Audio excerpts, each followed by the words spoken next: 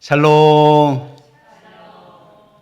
소망의 항구로 가고 계십니까? 오늘 설교 제목이 소원의 항구로 가려면 이라는 설교 제목인데요. 그 인생의 바다에 광풍이 불어올 때면은 정말로 그 광풍 때문에 무서울 때가 있는 거죠. 해밍웨이라고 하는 작가는 큰 인생의 광풍 앞에서 노벨 문학상을 받은 노인과 바다라는 그런 훌륭한 작품을 썼는데요. 그 내용이 이런 내용입니다. 어떤 노인이 84일 동안 고기를 잡지 못합니다. 그런데 어느 날 어떤 소년이 다랑어 미끼를 주는 거예요. 그래서 이 노인이 이 다랑어 미끼를 가지고 거친 바다를 향하여 아무런 두려움이 없이 나가는 거예요. 노인인데도 불구하고 반드시 큰 물고기를 잡고 말 거야. 정말 5.5m나 되는 그런 청새치 물고기를 잡았습니다. 그런데 물고기를 잡고 나서 보니까 이 청새치가 상어의 공격을 받아가지고 머리뼈만 남아있고 앙상한 뼈만 남아있는 거예요. 대부분 이런 상황이 되면은 거친 바닷속에서 내가 힘들게 노인인데도 불구하고 이렇게 나왔는데 괜히 헛수고했다.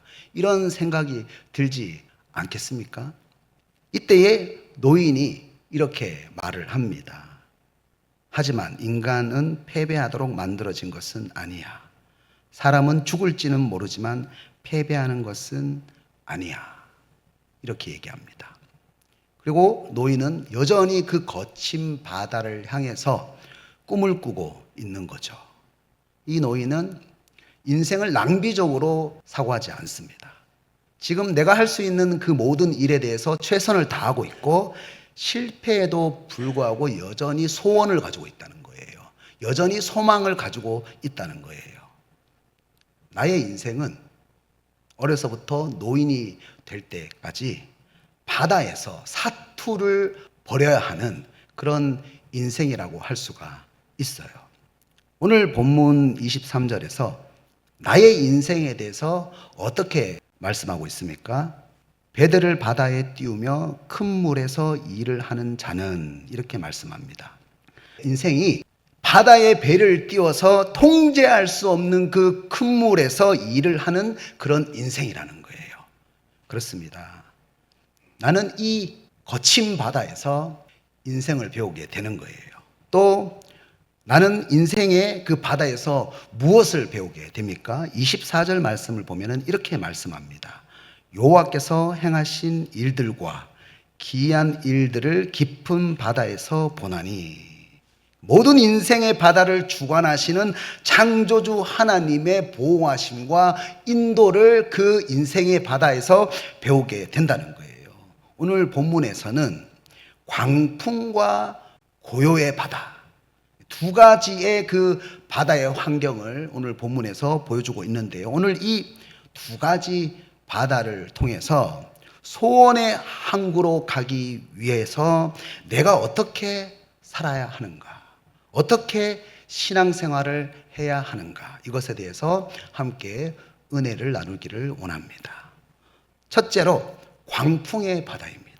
오늘 본문 25절 말씀을 보면 이렇게 말씀합니다. 광풍이 일어나 바다 물결을 일으키는도다. 내 인생에서도 광풍이 불 때가 있어요. 그래서 어떻게 됩니까? 파도가 높게 일게 되는 거죠. 경제적인 어떤 문제 때문에, 또 건강의 문제 때문에, 자녀들의 문제 때문에, 부부관계의 문제 때문에, 사업관계의 문제 때문에, 인간관계의 문제 때문에, 또 하나님 말씀에 순종하지 않기 때문에 인생에 부는 광풍이 있다는 거죠. 그런데요, 그냥 광풍이 아니라 유라굴라와 같이 모든 것을 앗아갈 것 같은 그런 광풍이 내 인생에 부는 거예요. 그러면은 여러분은 어떻게 됩니까? 26절 말씀 보면은 이렇게 말씀합니다. 그들이 하늘로 솟구쳤다가 깊은 곳으로 내려가나니 그 위험 때문에 그들의 영혼이 녹는도다. 바다에 광풍이 불게 되니까 파도가 너무 큰 거예요. 너무 큰 파도를 경험하게 되니까 지금 내가 타고 있는 그 배가 하늘로 솟구쳐 올라가는 거예요. 그랬다가 갑자기 또 깊은 곳으로 내려가게 되는 거예요. 여러분, 놀이공원에 가서 3분 동안 타는 바이킹이 재미가 있지, 하루 종일, 아니 한 달 동안, 아니 1년 동안 이런 인생의 광풍의 파도를 여러분 경험한다고 한번 생각해 보세요. 탈 수 있습니까? 현기증 나는 거예요. 이러면 위험한데, 이러면 위험한데, 이런 생각 때문에 내 영혼이 녹는 거예요. 그래서 26절 말씀에서 그들의 영혼이 녹는도다. 그럴 때 내가 어떤 모습을 보이게 됩니까? 27절 말씀을 보면은 이렇게 말씀합니다. 그들이 이리저리 구르며 취한 자같이 비틀거리니 그들의 모든 지각이 혼돈 속에 빠지는도다. 이렇게 해야 하나? 아니면은 저렇게 해야 하나? 이리저리 구르는 거예요. 도대체 내가 어떻게 살아야 할까? 취한 사람처럼 모든 지각이, 모든 분별력이 혼돈에 빠지게 되는 거죠. 이런 광풍의 바다 한가운데에 있으면은 나는 어떤 반응을 보이게 됩니까? 왜 하필이면 나에게 이런 일이 있을까? 왜 인생의 하나님은 이런 고통을 나에게 허락하실까? 이런 반응을 보이게 되는 거죠. C.S. 루이스는 고통에 대해서 이렇게 말했는데요. 고통이 있어도 교만한 인생인데 만약 인생의 장에 고통마저 없다면 사람들은 얼마나 더 교만하겠는가. 고통이란 귀먹은 세상 사람들을 흔들어 깨우기 위한 하나님의 확성기다. 여러분, 그래서 우리가 내 인생의 광풍을 만나면 나는 무엇을 해야 합니까? 여러분, 광풍은 내 힘으로, 내 스스로 컨트롤할 수 없는 초자연적인 힘을 말합니다. 25절 말씀을 보면은 이렇게 말씀합니다. 여호와께서 명령하신즉 광풍이 일어나. 여호와께서 명령하신즉 광풍이 일어나. 왜 하나님께서 내 인생에 광풍을 보내셨습니까? 오직 광풍에게 명령하실 수 있는 분은 하나님밖에 없다는 거예요. 오직 광풍을 컨트롤할 수 있는 분은 하나님밖에 없다는 거예요. 그러니까 그 광풍 앞에서 내 한계를 깨닫고 세상 더 이상 의지하지 말고, 내 자신을 의지하지 말고 오직 하나님만 바라보고 하나님만 의지하라. 그래서 하나님께서 내 인생에 광풍을 보내셨다는 거예요. 온 우주의 주인이 되시고 천지 만물의 주인이 되시고 홍해를 가르시고 바다를 잔잔하게 하시는 그 주님만 바라보라는 것입니다. 그래서 28절을 보면은 이들이 어떻게 합니까? 고통 가운데서 어떤 길을 선택하게 됩니까? 이에 그들이 그들의 고통 때문에 여호와께 부르짖으매. 여러분, 고통 때문에 하나님께 부르짖을 수 있다면요, 그 고통은 나에게 귀한 교훈을 주는 거예요. 이렇게 우리가 하나님께 부르짖을 때에 하나님께서 어떻게 하십니까? 다시 28절 말씀을 보면은 그가 그들의 고통에서 그들을 인도하여 내시고 내가 여호와인 줄 알리라. 하나님만이 나의 구원주가 되시는구나. 하나님만이 내 삶의 주인이 되시는구나. 그것을 알게 되는 거예요. 바로 오늘 본문 전에 시편 107편 6절에서도 똑같은 고백을 하는 거예요. 오늘 본문 저는 광풍이 아니라 특별히 광야와 같은 환경을 말하거든요. 그런데 이 광야라는 환경인데 6절을 한번 보십시오. 107편 6절을 보면은 그들이 근심 중에 어떻게 했다고요? 부르짖으매 하나님이 고통에서 건지시고, 13절을 보면은 그들이 환난 중에 부르짖으매 고통에서 건지시고, 19절을 보면 그들이 고통 때문에 부르짖으매 고통에서 하나님이 건지셨다. 여러분, 우리에게 근심이 있습니다. 환난이 있습니다. 고통이 있습니다. 하지만 우리가 환난과 근심과 고통 중에 하나님을 의지하고 부르짖을 수 있다면 그래서 하나님의 건지심과 구원하심을 우리가 맛볼 수 있다면 그 고통은 우리에게 의미 있는 고통이 될 수가 있다는 거예요. 사람이 참 간사해요. 고통이 왔을 때만 하나님을 찾아요. 조금만 나아지면은요, 기도의 자리에 보이지가 않아요. 하나님을 찾지 않는 거예요. 여러분, 하나님께서 왜 내 인생에 광풍을 보내십니까? 내가 오직 하나님만을 의지하면서 하나님께 기도하시는 그 모습을 보고 싶은 거예요. 하나님만 의지해야만 살 수 있다. 이것을 가르쳐 주고 싶으셔서 내가 너를 너무 사랑해. 너무 나를 사랑한다고 나를 만나고 싶으셔서 우리 인생에 하나님께서 명령하셔서 광풍을 보내셨다는 것입니다. 역대상 4장 9절을 보면은요, 야베스에 대해서 나오는데요. 야베스라 하였으니 이는 내가 수고로이 낳았다 함이었더라. 여러분, 수고로이 낳았다는 것은 야베스의 탄생이 순조롭지 않았다. 그리고 성장 환경도 그리 좋지 않았다. 고생스러웠다는 것을 우리가 알 수가 있어요. 그런데 야베스가 4장 10절에서 어떻게 기도를 하게 됩니까? 야베스가 이스라엘 하나님께 아뢰어 이르되 주께서 내게 복을 주시려거든 나의 지역을 넓히시고 주의 손으로 나를 도우사 나로 환난을 벗어나 내게 근심이 없게 하옵소서 하였더니 하나님이 그가 구하는 것을 허락하셨더라. 아멘. 여러분, 야베스가 자기 탐욕을 위해서 기도한 것이 아니에요. 이제 하나님의 소원을 이룰 수 있도록 하나님 지경을 넓혀 주십시오.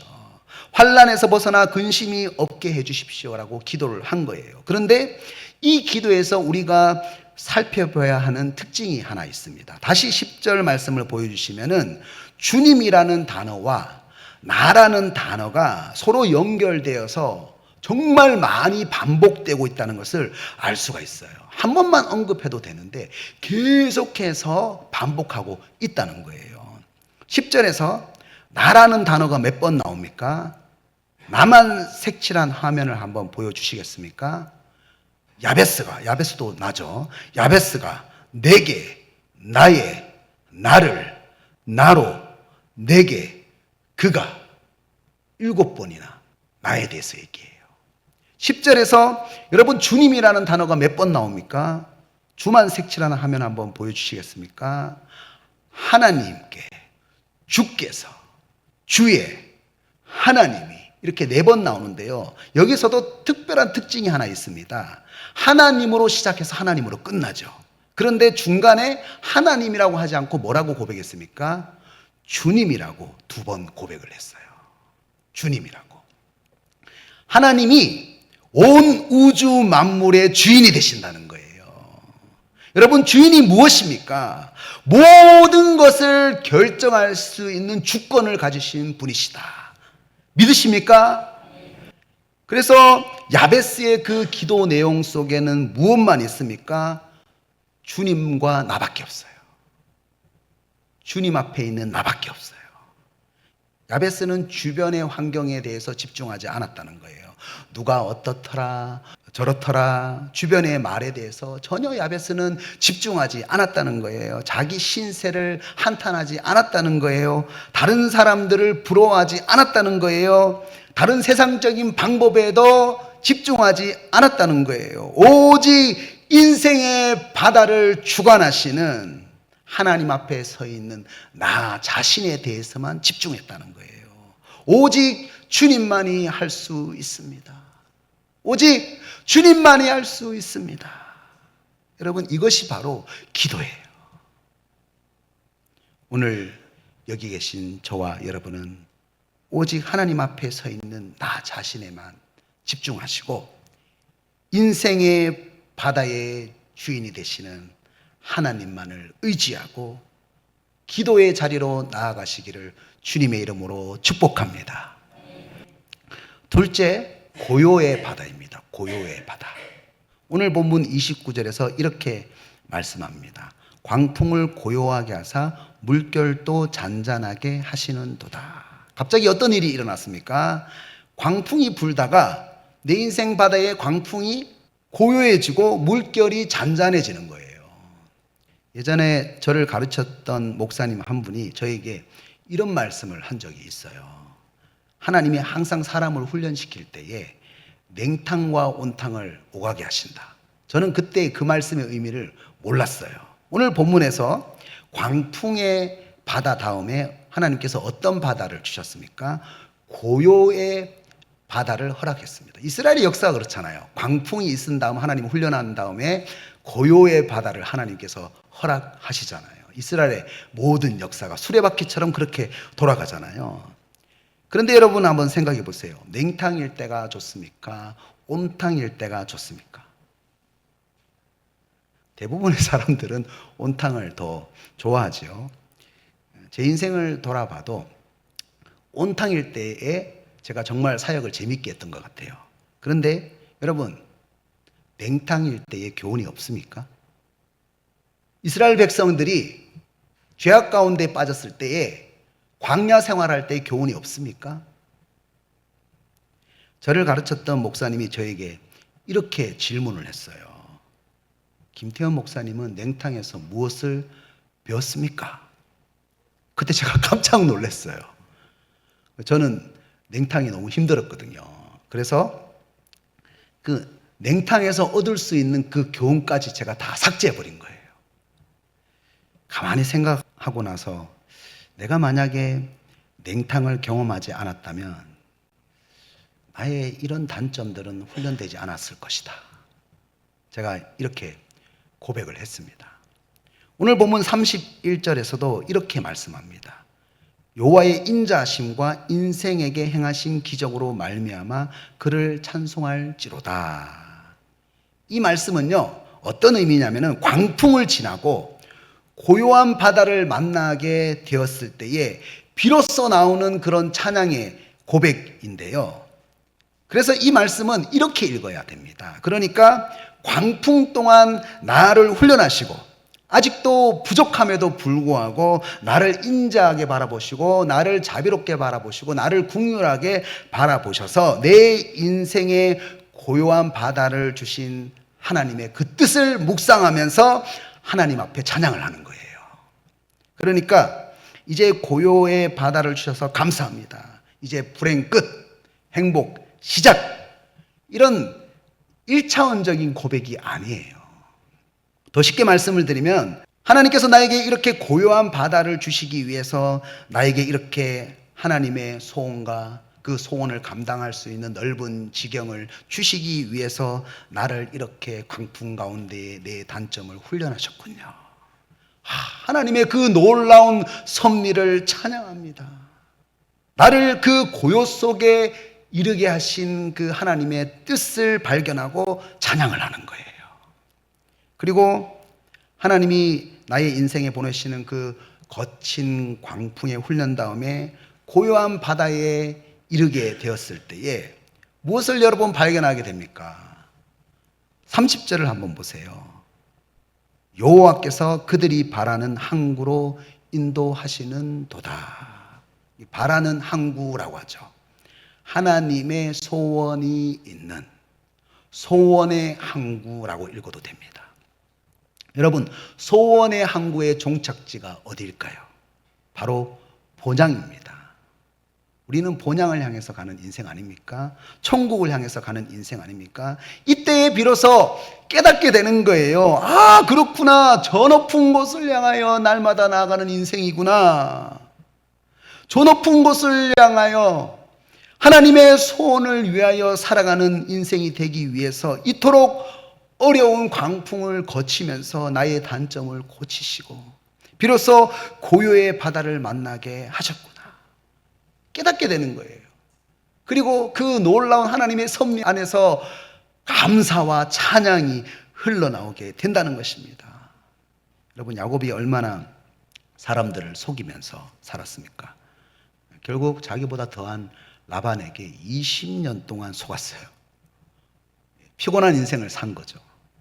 성경을 읽기 위해서 서점에서 성경책을 훔칠 수가 없는데 야곱이 하나님의 소원을 이루기 위해서 어떻게 했습니까? 내 욕심을 위해서 속이면서 살아간 거죠. 그런데 야곱이 야뽕 나루터에서 누구를 만나게 됩니까? 하나님의 소원을 잘못된 속임수로 이루려고 하는 자기 자신을 만나게 되는 거예요. 그리고 거기서 하나님과 씨름을 하게 되는 거예요. 그런데 창세기 32장 25절 말씀을 보면은 그때도 야곱이 어떻게 했습니까? 하나님을 이기려고 했어요. 기도를 해가지고 하나님을 굴복시키려고 했어요. 그때 하나님이 어떻게 하십니까? 야곱의 허벅지 관절의 둔부의 힘줄을 치시는 거예요. 그리고 28절에서 뭐라고 말씀합니까? 내 이름을 다시는 야곱이라고 부르지 말고 내 이름을 이제부터는 이스라엘이라고 불러라. 여러분, 야곱의 이름이 어떤 뜻입니까? 속이는 자라는 뜻에서 이스라엘, 하나님이 다스리는 자, 하나님이 통치하는 자, 하나님이 통치하는 사람으로 바뀌게 되는 거예요.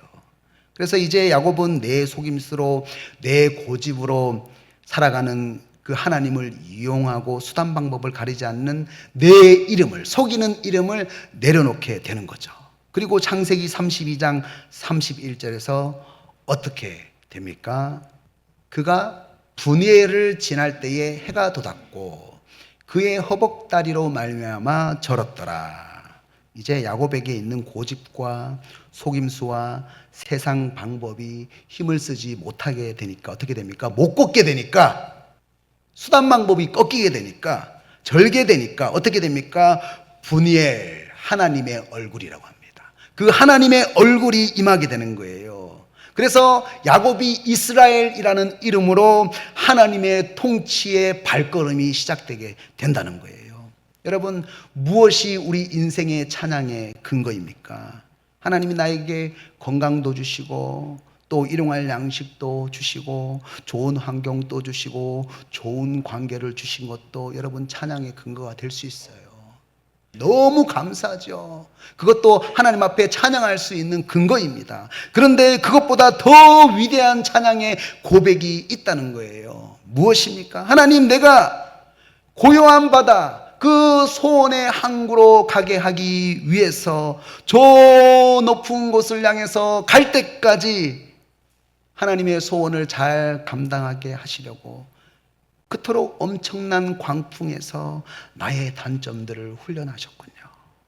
하나님의 그 위대한 섭리에 감사합니다. 그 이스라엘 백성들이 그 수레바퀴 속에서 고요한 바다에 이르렀을 때, 광야를 경험하고 고요한 바다에 이르렀을 때에 그렇게 하나님 앞에 감사와 찬양으로 영광을 돌릴 수가 있다는 거예요. 앞으로 고요한 바다를 주신 그 이유를 잊지 않고 교만하지 않고 겸손하게 죽는 날까지 본향을 향하여 그 소원의 항구, 그 소원의 항구를 향하여 달려갈 수 있도록 하나님 도와주십시오. 도와주십시오. 그러면 이렇게 하나님의 소원을 가지고 있는 그 사람, 고요한 바다에 사는 사람은 이 땅에서 그 높은 곳을 향해서 어떻게 달려가면서 살아가게 됩니까? 다 함께 빌립보서 2장 13절에서 16절까지 말씀을 읽도록 하겠습니다. 시작. 너희 안에서 행하시는 이는 하나님이시니 자기의 기쁜 뜻을 위하여 너희에게 소원을 두고 행하게 하시나니 모든 일을 원망과 시비가 없이 하라. 이는 너희가 흠이 없고 순전하여 어그러지고 거스르는 세대 가운데서 하나님의 흠없는 자녀로 세상에서 그들 가운데 빛들로 나타내며 생명의 말씀을 밝혀 나의 다름질이 헛되지 아니하고 수고도 헛되지 아니하므로 그리스도의 날에 내가 자랑할 것이 있게 하려 함이라. 아멘. 저 높은 곳을 향하여 내 안에 소원을 두고 행하시는 그 하나님이 내 삶 가운데 계시면 이렇게 되는 거예요. 16절 말씀에서 생명의 말씀이 동력이 되지 않고 나의 어떤 속임수로 살아가는 그 모든 인생은 그 수고가 헛되기 때문에 이제는 멈춰야 되겠다라고 생각을 하게 되는 거예요. 그러면 14절 말씀처럼 이제는 속고 속이는 그런 이기적인 세계관에 갇혀서 원망하고 시비하는 인생이 왜 생깁니까? 세상의 가치관 때문에 생기는 거예요. 그런 이기적인 세계관에서 탈출하게 되는 거예요. 그리고 15절 말씀처럼 천국 소원을 가지고 그 소원의 항구에 다다를 때까지 흠이 없고 순전한 빛의 아들로서 살아야겠다는 그 소원을 위해서 기도하고 성령 안에서 행하게 된다는 거예요. 여러분, 나의 단점을 고치는 광풍을 거친 후에 하나님의 소원을 감당할 수 있는 사람으로 만드신 그 하나님을 찬양하시기를 주님의 이름으로 축복합니다. 이제 말씀을 적용하겠습니다. 인생에는 희노애락이 있다고 하죠. 내가 인생의 광풍의 바다와 고요의 바다를 거치면서 기쁨과 노여움과 슬픔과 즐거움을 겪게 되는 거예요. 나의 인생의 바다를 항해할 때에 앞으로 어떤 일이 일어날지 모르는 그런 어떤 불길한 예감 속에 우리는 살아갑니다. 그러나 소원의 항구를 향해 가는 그 인생은 어떻습니까? 내일 본향에 있을 그 천국의 어린 양의 혼인잔치에 참여하는 신부처럼 나갈 수 있는 거예요. 하나님을 붙잡고 나아갈 수 있는 거예요. 그래서 야고보서 5장 13절을 보면은 이렇게 말씀합니다. 너희 중에 고난 당하는 자가 있느냐? 그는 기도할 것이요. 즐거워하는 자가 있느냐? 그는 찬송할지니라. 아멘. 오늘 이 말씀에도 광풍의 바다와 고요의 바다가 있지 않습니까? 여러분, 광풍의 바다 가운데에 있으신 분들이 있습니까? 이스라엘 백성들이 광야에서 했던 훈련, 오직 하나님만을 의지하는 그 훈련을 하십시오. 기도의 자리로 나가야 됩니다. 고요의 바다 가운데에 있으신 분들이 있습니까? 나의 단점을 고치는 그 광풍을 지나서 고요한 바다를 주신 그 하나님을 찬양할 때에 교만하지 않는 거예요. 소원의 항구에 다다를 때까지 하나님께서 이런 소원을 이루게 하기 위해서 나에게 이런 훈련의 과정을 거치게 하셨구나. 그것을 우리가 되돌아보면서 계속 하나님 앞에 붙잡힘 받아서 어떻게 살아갑니까? 하나님의 통치를 보여주는 삶을 살아가게 된다는 것입니다. 사랑하는 여러분, 광풍의 바다, 고요의 바다를 통하여서 소원의 항구를 향하여 함께 고백해 볼까요? 소원의 항구를 향하여 언덕을 넘어서 장파에 배 띄워 어떻게 해야 됩니까? 노를 저어야 돼요. 은혜의 바다로 노 저어 가시는 저와 여러분 되시기를 주님의 이름으로 축복합니다.